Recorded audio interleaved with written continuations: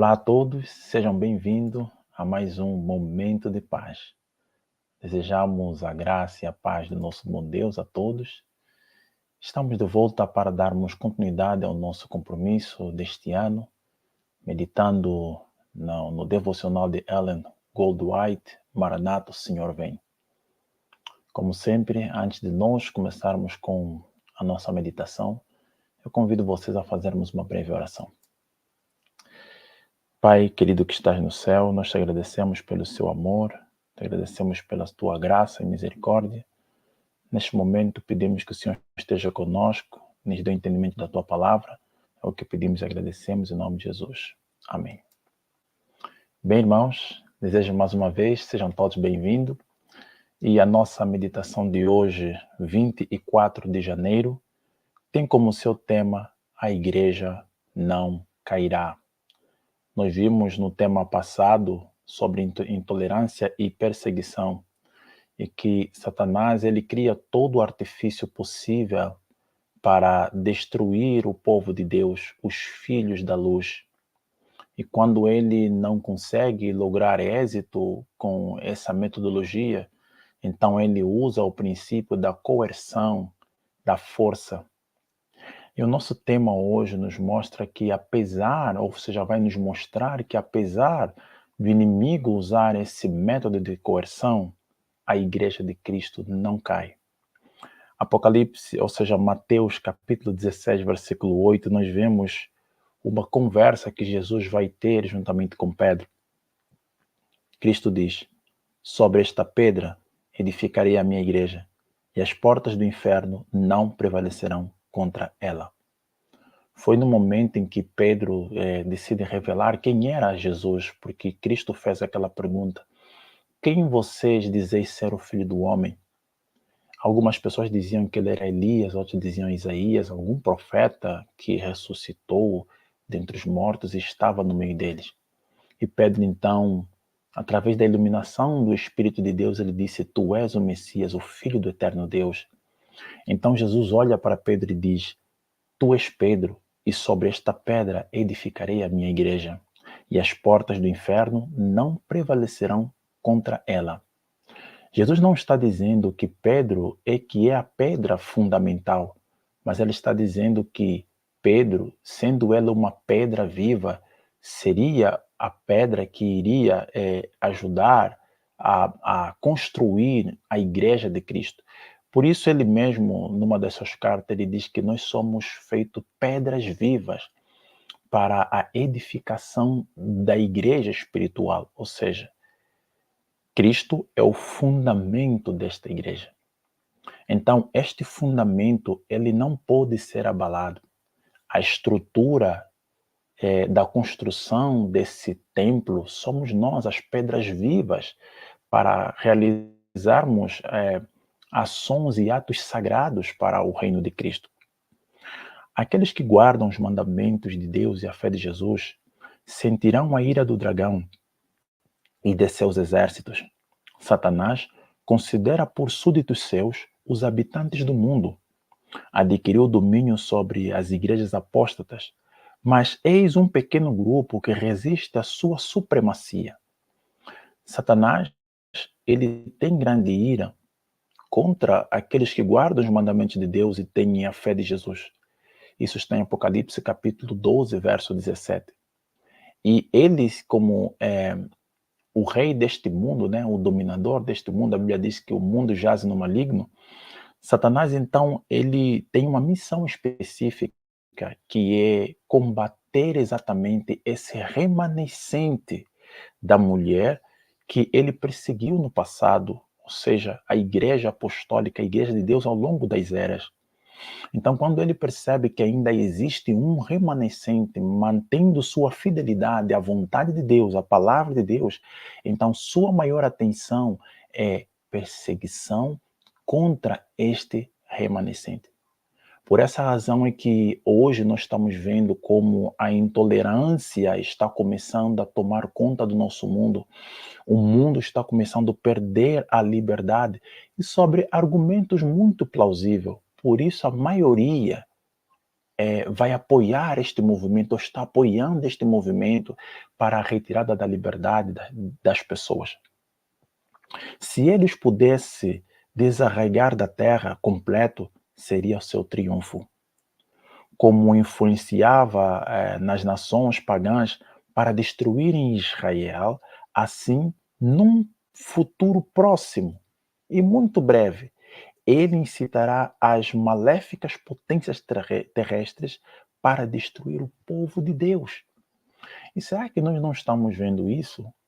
Nós já vimos uma primeira onda que aconteceu da pestilência 19 no ano 20 e estamos vendo como os senhores do mundo, as potências, os globalistas estão trazendo diante de nós algumas coisas que a gente sabe para onde isso vai nos levar. Sua única esperança está na misericórdia de Deus. Sua única defesa será a oração. Sim, esta é a nossa única defesa. Estão chegando tempos angustiosos, estão chegando tempos difíceis, mas nós temos uma única segurança, temos um único refúgio. É-nos aconselhado a entrarmos para a arca de Deus, que o Espírito de Profecia fala que a vida no campo é comparada como a arca de Noé para os nossos dias. Mas com certeza não basta simplesmente nós atendermos o chamado para o campo, que isso seria talvez a solução para tudo. E ir para o campo não é um motivo de nos esconder ou acharmos que não seremos pegos aí, mas é o local onde Deus deseja que nós vamos e estejamos para a formação do nosso caráter, aonde nós podemos então buscar maior momento de comunhão e refúgio, o verdadeiro refúgio, que é a oração, estar aos pés de Jesus.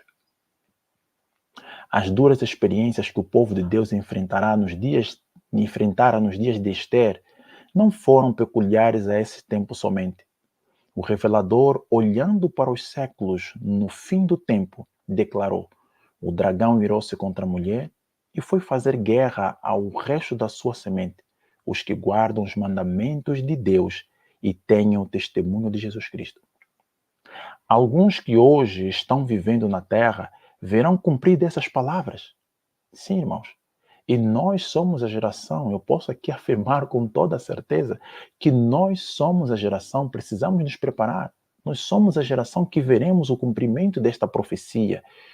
Todos os caminhos, todos os preparativos, todos os eventos indicam claramente que nos nossos dias estas coisas acontecerão, tal como Cristo dizia: não passará esta geração sem que todas essas coisas se cumpram.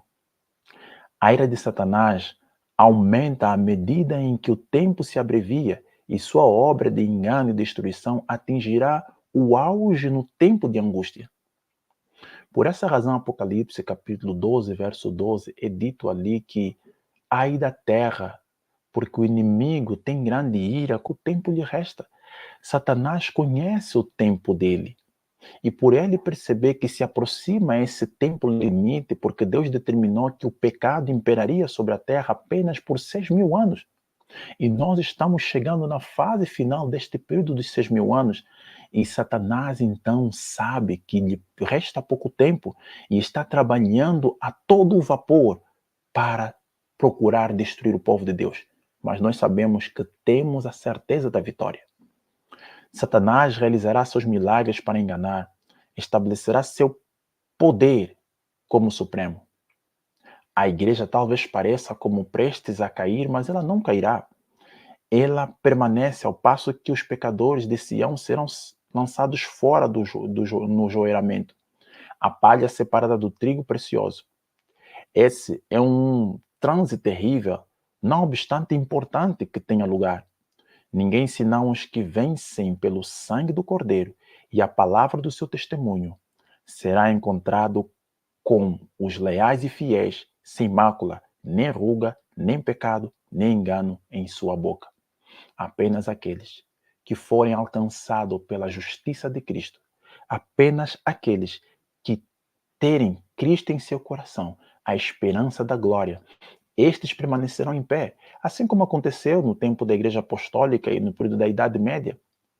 Milhares de pessoas traíram seus irmãos, traíram a causa do Senhor, porque eles não estavam conectados à rocha, não estavam ligados à rocha. Jesus conta uma parábola de dois construtores, um que construiu por cima da areia e o outro que construiu sobre a rocha, firmou os fundamentos. Essa rocha é Cristo, aonde nós devemos estar fundamentados. Infelizmente, hoje, como povo de Deus, a maioria dos membros de nossa igreja tem colocado sua confiança nos líderes humanos e a maioria deles também corruptos e desviados da vontade de Deus. Estas pessoas, no tempo exato da angústia, da maior provação, quando os vendavais da perseguição e da opressão começarem a acontecer nos últimos dias, estas pessoas cairão juntamente com esse fundamento humano e frágil. Então nós precisamos nos fundamentar em Cristo e não depender do que os líderes estão dizendo. Deus declara que, ainda que uma mãe possa esquecer-se de seu filho, eu, todavia, me não esquecerei de ti. Deus pensa em seus filhos com a mais terna solicitude e mantém um memorial escrito diante dele para que jamais possa esquecer-se dos filhos dos quais cuida. Queridos irmãos, podemos com esperança e segurança nos aproximar diante de Deus, que a promessa da proteção é certa e segura. O Senhor prometeu que Ele nos livrará. 1000 cairão ao teu lado e 10.000 à tua direita, mas tu não serás atingido, diz o grande sábio. E Davi, então, no livro de Salmos, ele diz, Salmos 34, versículo 19, muitas são as aflições dos justos, mas de todas o Senhor os livra. Que o Eterno possa nos abençoar e que nos asseguremos desta promessa de Deus, porque a promessa de Deus é certa, e que possamos buscar do Senhor a comunhão nesses últimos dias. Oremos para agradecermos ao Pai Celestial. Senhor nosso Deus, nós te agradecemos por esse momento. Obrigado pela tua graça, pela tua misericórdia. Pedimos, Senhor, que neste dia nos ajude a refletir profundamente na tua vontade. Nos ajude, Senhor, a olharmos continuamente nas tuas promessas e nos assegurarmos dela. A sua igreja passará por momentos difíceis, mas nós temos a promessa da tua proteção. Guarda-nos neste dia, ajuda-nos a estarmos mais perto de ti. É o que lhe pedimos e agradecemos em nome de Jesus. Amém. Que o Eterno abençoe a todos e que tenhamos um bom dia na presença e na graça do nosso bom Deus. Se o Senhor nos permitir, estaremos de volta para mais um momento de paz. Aquele abraço. Deus abençoe a todos.